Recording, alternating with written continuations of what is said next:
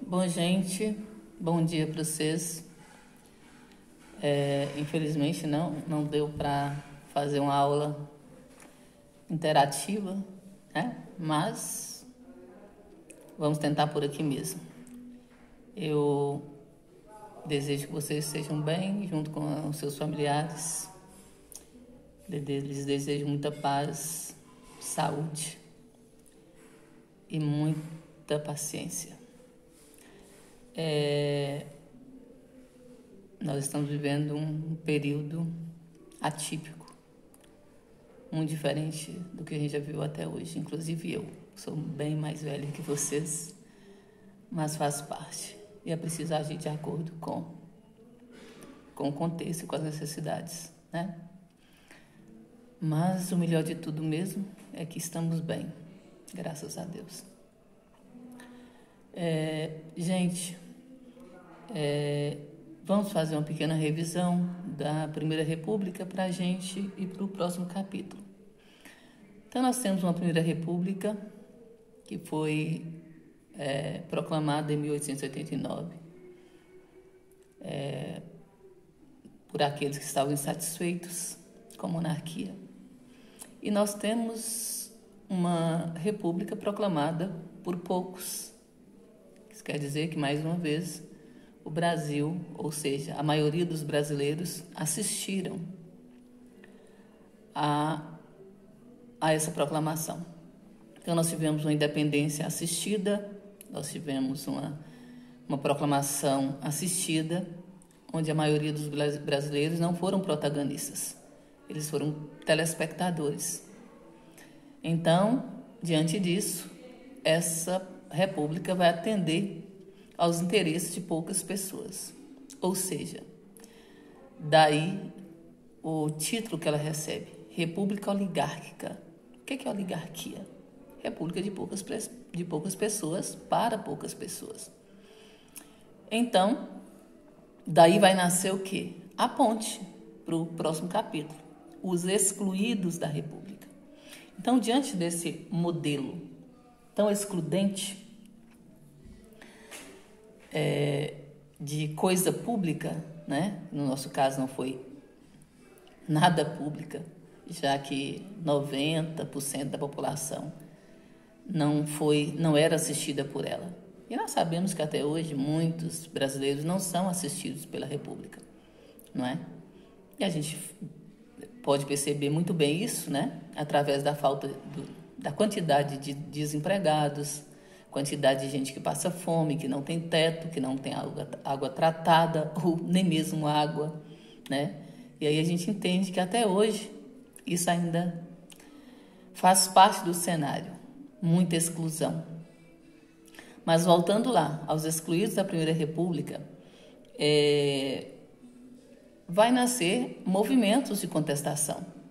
Esses excluídos vão fazer um enfrentamento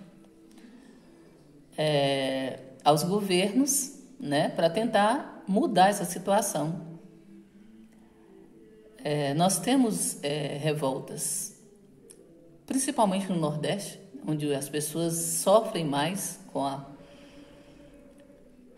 a miséria, né, devido à falta de chuvas,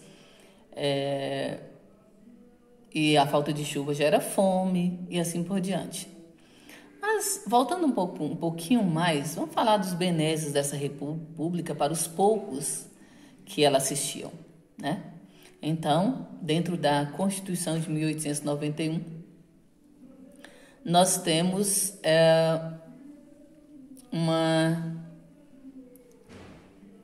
um pequeno número de assistidos por ela, mas esse pequeno número era muito bem assistido. Tanto é que cidades elas foram mudadas em função dessa pequena elite. Então, nós tivemos Rio de Janeiro, Fortaleza, né? Muitos, São Paulo, muitos centros, eles foram adaptados, adequados para essa nova elite. Rio de Janeiro, por exemplo, recebeu teatros, confeitarias luxuosas, né? Onde essa parcela, né, oligárquica, ela ela usufruía dessas transformações, desses melhoramentos. Então, era comum as mulheres ir às confeitarias, bater papo com as amigas, os homens tinham os espaços noturnos para encontrar com os amigos, para discutir política, economia e assim por diante. É o que nós chamamos de bela época brasileira, onde eles tiveram acesso, né, através do poder aquisitivo, é claro, a todos os benefícios dela. Enquanto isso, nós tínhamos no sertão nordestino, não é, em outros lugares, pessoas muito descontentes com essa situação. E aí nós temos, por exemplo, né, alguns movimentos que foram os messiânicos, né? Dentro dos messiânicos nós temos a Guerra de Canudos, a Revolta de Juazeiro e a Guerra de Contestado, que foram movimentos dessa época.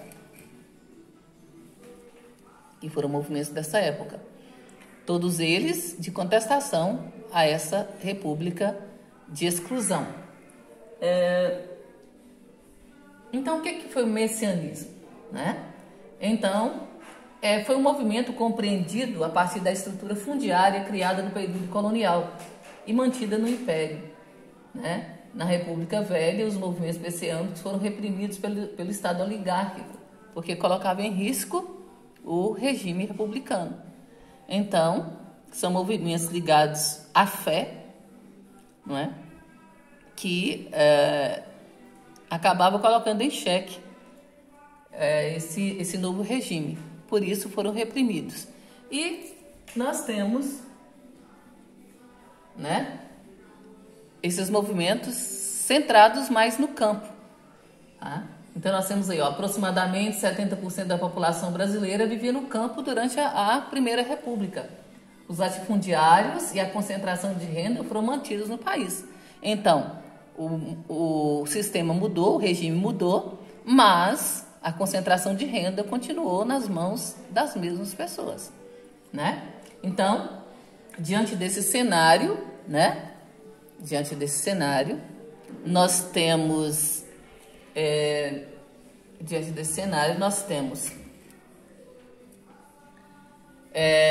miséria, né? Nós temos o messianismo religioso, a violência e o banditismo social, né?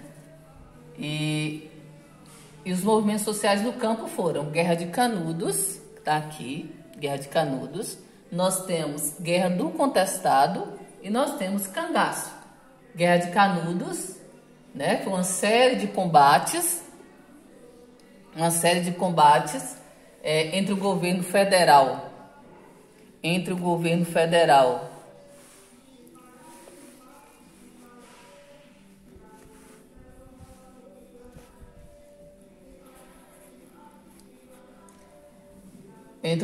a comunidade de Belo Monte, né, na Bahia, e foi liderada pelo beato Antônio Conselheiro, né? Guerra de Contestado foi combates entre as milícias armadas lideradas pelo monge José Maria, na região do Contestado, em Paraná e Santa Catarina, e o Cangaço, de 1900 a 1945, foi um bando armado no sertão nordestino que atacava fazendas e estabelecimentos comerciais. O bando mais conhecido era o bando de Lampião, né? Então, nós temos movimentos, né, que aconteceram exclusivamente no campo, né? E, né, vamos começar por Canudos aqui. É um movimento considerado messiânico, né, liderado por um religioso de nome Antônio Conselheiro, que é o líder. Quais foram as causas, né? Então, nós temos como causas a miséria crônica da população nordestina, má distribuição das terras, cobrança de impostos, né? A seca, separação entre a religião e o Estado decorrente da proclamação da República. Então, esse povo nordestino, eles tinham muito mais motivos para ir contra essa república, né, do que de repente outros estados. Afinal de contas, como nós já falamos, a seca, né, que sempre assolou o Nordeste, gera uma quantidade de pessoas que não têm nem o mínimo necessário para a sobrevivência e um governo que não cuida dessas questões, né, dessas questões sociais, de resolver, né, as questões que são inerentes ao estado que eles habitam. Então, o Antônio Conselheiro ele vai dar muito trabalho para essas elites, não é? Porque ele vai arrebanhar muitos camponeses, muitas pessoas pobres e vai levar, né, para a região de Belo Monte, onde Canudos foi fundada. Então, durante muito tempo, o Antônio Conselheiro recebe nessa comunidade muita gente vinda de tudo quanto é lugar, gente que não tinha onde morar, gente que não tinha como trabalhar. E o arraial, ele só foi crescendo. E com isso, as pessoas começaram a se irritar. Que pessoas eram essas? Os coronéis, a igreja e o próprio governo federal, que via nisso um enfrentamento às forças federais, ao poder federal. Aos coronéis, eles ficaram sem mão de obra. Todas as pessoas, né, que precisavam de trabalho estavam no arraial de Canudos, junto com Antônio Conselheiro, né? E a igreja ficou vazia, não tinha fiéis para as missas dominicais. Então, Canudos foi um arraial, uma comunidade alternativa, né, ao mundo capitalista que está se formando aí. E era uma comunidade autossuficiente, onde tudo que eles produziam era dividido entre as pessoas de acordo com as necessidades, e o que sobrava era entregue era vendido na cidade para comprar aquilo que eles não tinham, que eles não produziam, né?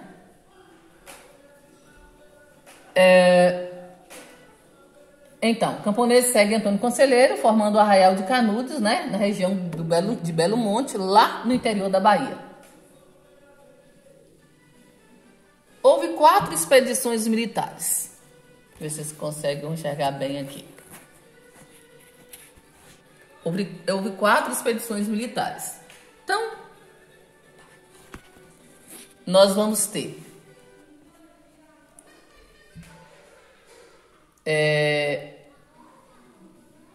comunidade forma um estado paralelo à república, governo republicano mais coronel mais igreja une-se contra Canudos, pelos motivos que nós já conversamos. Campanha de difamação contra Canudos atinge os principais jornais da capital, associando Canudos ao retorno da monarquia. Após 4 expedições militares, Canudos é massacrada, não é? E essa fonte, ela foi citada nos Sertões de Euclides da Cunha. Então, nós temos aqui um enfrentamento sério, né, ao poder republicano. E como nós já sabemos também, isso tudo se dá devido à exclusão, aquela quantidade de pessoas que não eram assistidas, né, e que não encontraram outra saída a não ser o enfrentamento. Então, Antônio Conselheiro é o grande líder da Guerra de Canudos aí, tá certo? E nós temos aí uma datação, né? A Guerra de Canudos começa em 1893 e vai até 1897, certo? Quando ela vai ser combatida. Aí nós temos o arraial, de Canudos, né? No centro nós temos a igreja, as construções principais, como a casa do Antônio Conselheiro, e os celeiros, né, onde eles guardavam as comidas e ferramentas, e o restante são casas, né, construídas de forma desorganizada, totalmente desorganizada. Mas a gente não pode deixar de enxergar que foi um arraial muito grande, né, uma aglomeração de pessoas muito grande, seguindo o Beato. E nós temos contestado nessa região entre Paraná e Santa Catarina, por questões territoriais. E nós temos uma divergência entre Paraná e Santa Catarina pelos limites interestaduais, ou seja, por fronteiras.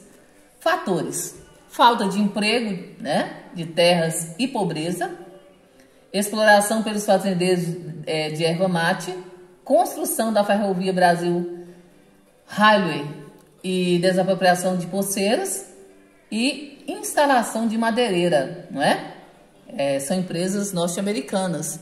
E essas empresas, elas vão acabar tirando pessoas, camponeses da terra, E como eles não tinham para onde ir, somado a essas outras questões de fronteiriças, ainda vai ser totalmente, os motivos vão ser aprofundados pela tentativa de expulsão dos camponeses dessas regiões onde passaria a ferrovia e também essas instalações de madeireira aí que vai estar fazendo com que as pessoas sejam desapropriadas dos seus terrenos.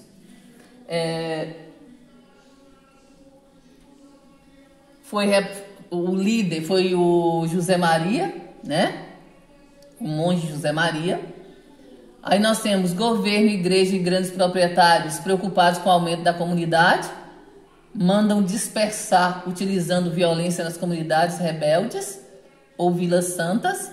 A repressão foi tão violenta que matou 6.000 pessoas. 6.000 pessoas. Minto, 6.000 não, 20.000 mortos, Na verdade, foi 6.000 soldados que foram enviados para fazer esse enfrentamento, Pensa, 20.000 mortos, o resultado desse massacre. Na verdade, é uma forma comum, de fazer enfrentamentos até hoje. Se as pessoas tentam enfrentar o governo, a resposta vai ser violenta, Isso ainda temos como herança. Temos também o cangaço, um movimento que até hoje se ouve falar, É considerado banditismo social no Nordeste, como não podia deixar de ser, E isso tem a ver com o crescimento da miséria e da violência, onde as pessoas não têm condição de sobrevivência, o que impera, na verdade, é a violência, E ela vai acontecer durante a Grande Seca de 1877 e vai até 1899, tá? Resistência natural de sociedades rurais, diante do avanço do capitalismo, ou seja, essa exploração, do trabalho das pessoas e esse empobrecimento das mesmas, vai fazer com que as pessoas reajam. Quem vai ser o destaque? O bando de Lampião, O Virgulino Ferreira da Silva, Quando vai acontecer? De 1897 a 1938, que é o ano que o Lampião vai ser morto, Nesse momento o Estado é centralizador, vai haver o declínio do controle político dos coronéis, mais ou menos nessa época. Nós vamos presenciar a Revolução de 1930, que serão os próximos assuntos nossos, e a industrialização do Sudeste e a migração de mão de obra, onde pessoas vão sair para buscar trabalho nas regiões mais desenvolvidas, No caso aí vai ser a região Sudeste, São Paulo principalmente. E nós temos, gente,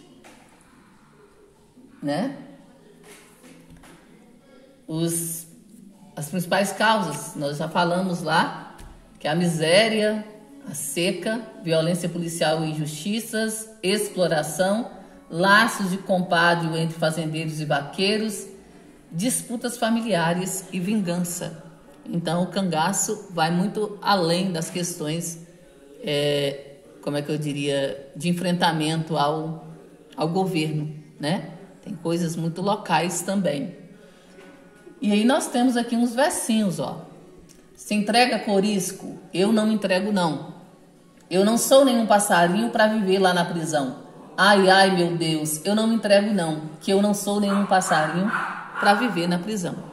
Esse grupo ele vai ser perseguido pela polícia o tempo todo, né? Então, e eles não conseguem, na verdade, combater o Lampião com facilidade. Apesar das milícias estar sempre atrás dele, né? Tentando descobrir onde o bando se escondia, na maioria das vezes eles não encontravam, né? Mas havia sempre ameaça. Tanto é que tem esse versinho aí, ó. Acorda, Maria bonita, acorda, vai fazer o café, que o dia já está raiando e a milícia já está de pé. Tá vendo? Ou seja, eles não tinham paz, viviam o tempo todo correndo, né, das milícias, dos policiais que estavam incumbidos de encontrar e abater o bando de Lampião que fazia uma arruaça danada, né, naquela região, roubando, matando, ora estava do lado dos camponeses, ora estava do lado dos grandes proprietários, né? E o grupo dele, o bando dele ia crescendo, né? Na medida que pessoas iam agregando a ele.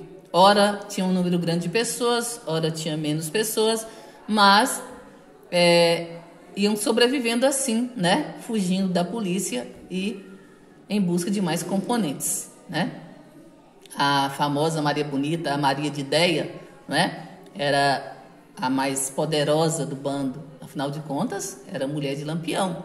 Havia outras mulheres no bando, mas que não chegavam aos pés do poder que Maria de Ideia, ou Maria Bonita, como ela ficou chamada, tinha dentro do bando, né? Tanto é que, historicamente falando, ela era muito cruel com as outras mulheres, né? Tinha muitas joias, né? Muitas joias mesmo, e estava sempre na comissão de frente, né? Temos também, gente, a revolta da vacina. Olha quantas revoltas, né? Só que essa revolta aí é uma revolta urbana, não é uma revolta rural. Por que ela vai acontecer? Eles vão tentar modernizar a cidade do Rio de Janeiro. Nós não falamos que as cidades sofreram um processo de modernização grande, com alargamento das ruas, pavimentação, luz elétrica, não é? E também, né, o Rio de Janeiro vai passar por essa transformação. E para isso foi preciso desapropriar as pessoas que moravam nos cortiços. Então, é como se os cortiços fossem um empecilho para o crescimento da cidade. Então, o que eles fizeram? Expulsaram as pessoas, né, desses locais, e elas tiveram que sair sem indenização, né, sem um local para reconstruir a vida, né, o que é criticado muito, né, nesse processo de modernização aí. Então, nos locais, né, que essas pessoas moravam, né, foram construídas avenidas, né, alargadas, e outras construções, né, foram elaboradas ali. E com isso, gente, vai haver um alto custo de vida, né? Os aluguéis vão ficar mais altos. Afinal de contas, a cidade, né, melhorou bastante. E nesse momento, para agravar, né, a situação, ou talvez não, talvez tenha sido, na verdade, necessária, só que as pessoas pobres vão ser prejudicadas por esse processo, né? O governo vai tentar combater a peste bubônica, né, a febre amarela e a varíola. Tinha muitas doenças, né, que estava assolando a cidade devido a, como é que eu diria, a falta de higiene, né, a questões ligadas a cuidados sanitários mesmo. E o governo ele vai tornar a vacina obrigatória, já que tinha muita gente morrendo em decorrência dessas doenças. E essa vacina obrigatória, ela vai ser aplicada sem sem nenhum, como é que eu diria, sem nenhuma explicação, sem mostrar os benefícios dessa vacina. Ela vai ser obrigatória, ela vai ser imposta à população. Ninguém vai vir falar dos benefícios dela. Vai vacinar e pronto. E o povo entendia isso ao contrário. Entendia que era para matar os pobres, era a vacina da morte, né? Já que os pobres incomodavam tanto, que foram retirados dos locais onde morava, né? E empurrados para os morros, né? Aos arredores da cidade. Então, que era para matar esse contingente, né? De pessoas pobres. E daí resistiram à vacina, né? Precisou que o governo, né, usasse de medidas duras mesmo para a vacina acontecer. Os sanitaristas, né, tentando fazer com que essa vacina acontecesse. Mas os profissionais da saúde, na verdade, tinham que enfrentar uma verdadeira guerra para vacinar um cidadão, né, porque eles resistiam bastante a essa vacina. E a população, ela se rebela e luta contra a polícia, né, para não ser vacinado mesmo, tá? Então, o governo vai realizar obras públicas, né, limpando a cidade, principalmente o centro da cidade. E eles vão entender que a infecção, na verdade, as pessoas pobres, né, vão entender que a infecção, na verdade, era a pobreza e não as doenças que assolavam a cidade. Para você ver como é que são olhares investidos, né?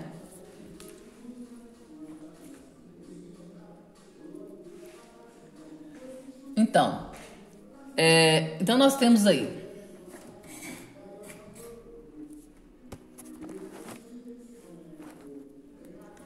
pressionada pela inflação e alta dos aluguéis, a população carioca se rebela, vão fazer barricadas, né? Barricadas erguidas, prédios depredados, bondes incendiados, lojas saqueadas, né? Essa vai ser a reação das pessoas. E grande número de feridos, né? Numerosas prisões e deportação de pessoas para o Acre, né? Isso é coisa do governo. Mas não deixando, né, de lembrar que essas ações sanitárias, ela vai melhorar as condições, né, de saúde, né, das pessoas do Rio de Janeiro. Olha para vocês verem, a briga, né? Pessoal aí se debatendo contra a vacina, aqui eles estão depredando, né, a cidade, derrubando gabinas telefônicas e assim por diante. Nós temos mais um movimento urbano, que foi a Revolta da Chibata, que acontece em 1910. O que motiva, né, essa revolta, né? Então vai ser os maus tratos contra os marinheiros, né, em sua maioria negros e mulatos, trabalho duro e excessivo dentro dos navios, alimentação deficiente e baixos salários, punição com chibata pelas menores faltas. Gente, os marinheiros, eles eram castigados por qualquer motivo. Qualquer mesmo, sabe? Se deixasse cair o saco de batata, já era motivo para levar chibatada, né? Então, eles vão... isso vai estar ligado, na verdade, né, à questão do preconceito, né? Então, o que foi a revolta? Marinheiros tomam o encouraçado, né, Minas Gerais, e se rebelam contra oficiais. Quem é o líder? Vai ser o marinheiro João Cândido, né, o famoso almirante negro.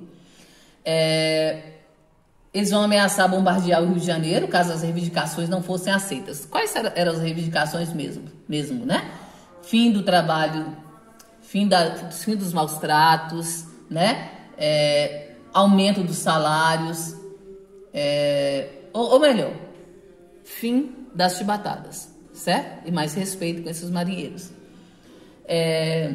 Aparentemente o governo vai ceder, né? Porque estão sendo ameaçados, mas depois eles voltam, né? E acabam prendendo, né, muitos marinheiros, né? Inclusive a longas penas, viu, gente? Prisões que não tinha data para terminar, tá? Então eles foram, na verdade, traídos, né? Eles Eles colocam o que eles precisam, o que eles querem, as reivindicações. Aparentemente o governo aceita, mas não cumpre, né?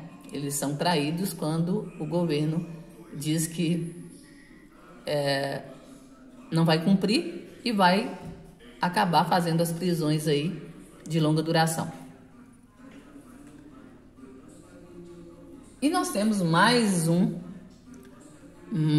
movimento, que é o tenentismo, né? A revolta dos 18 do Forte Copacabana é um exemplo desse movimento tenentista. O tenentismo foi um movimento social de caráter político-militar que ocorreu entre 1920 e 1930. O que é que os tenentes queriam, na verdade? Eles queriam moralizar essa república. Eles queriam mostrar para o Brasil que república era essa. Por isso, eles saíam, como é que eu diria, pelo Brasil todo, não é? Andando, né? Pelo Brasil todo, mostrando para as pessoas que república era essa. E com isso eles lutavam, né? Para colocar fim no voto cabresto. Esse voto era aberto, né? Eles queriam que o voto fosse fechado, né? E com isso acabasse as fraudes, aquelas fraudes que nós já conversamos sobre elas em sala de aula, né?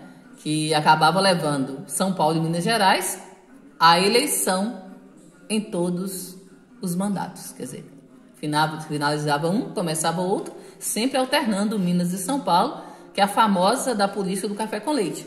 Então eles queriam acabar com essas fraudes e nós sabemos que essa alternância ela só beneficiava os coronéis, né? Eles queriam também reforma no sistema educacional público do país e, como eu já disse, né, o voto teria que ser aberto, o voto não poderia mais ser aberto e tinha que ser secreto, né?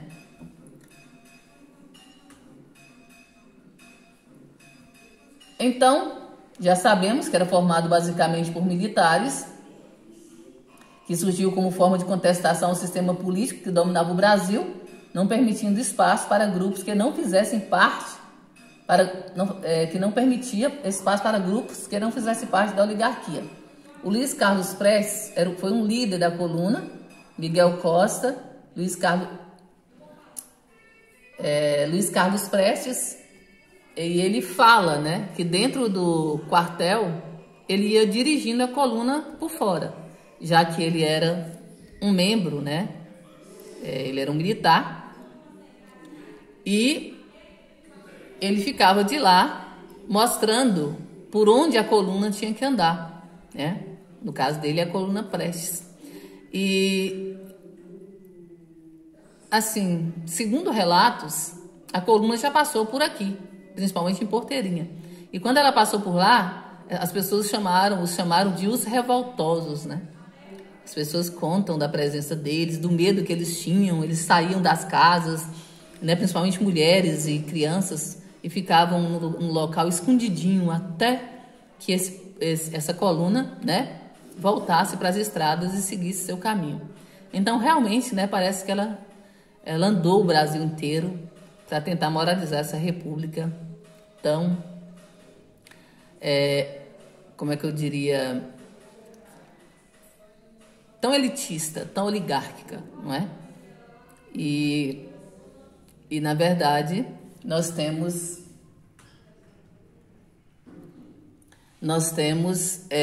um cenário, né, de um Brasil que não se cala diante, né, de problemas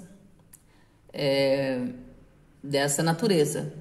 Então as pessoas elas vão vivendo situações difíceis, né, até que um dia elas começam a mostrar essa insatisfação. Eu acho que não só no Brasil, mas no mundo todo, né, o povo tem essa característica de um momento, né, começar a dizer que as coisas não vão bem, que elas precisam melhorar, né? Talvez não 100%, mas pelo menos dar uma moderada, né? Ou seja, que essa república passasse a abraçar um número maior de pessoas, né? Talvez ela ela não conseguisse abraçar, e como ainda não conseguiu abraçar todo mundo, né? Mas que pelo menos os excluídos fossem um número menor. E nós, principalmente agora, nessa crise que nós estamos vivendo, eu percebo que os excluídos ainda são em número muito grande. Pensa nas comunidades do Rio de São Paulo, as pessoas não terão água nas torneiras. Pensa a quantidade de excluídos que ainda existe por aí, né?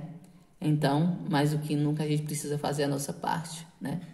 Tentar ser protagonista dessa história, começar a pensar em ajudar as pessoas, né, que estão vivendo em situação tão ruim, né?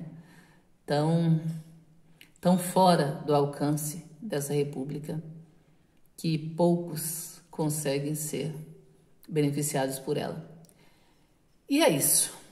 Vocês, por favor, façam a atividade do capítulo, que, se Deus quiser, no nosso próximo encontro, né, a gente vai poder conversar, resolver os problemas tecnológicos aí, a gente vai poder conversar e continuar com as nossas aulas, né, em casa.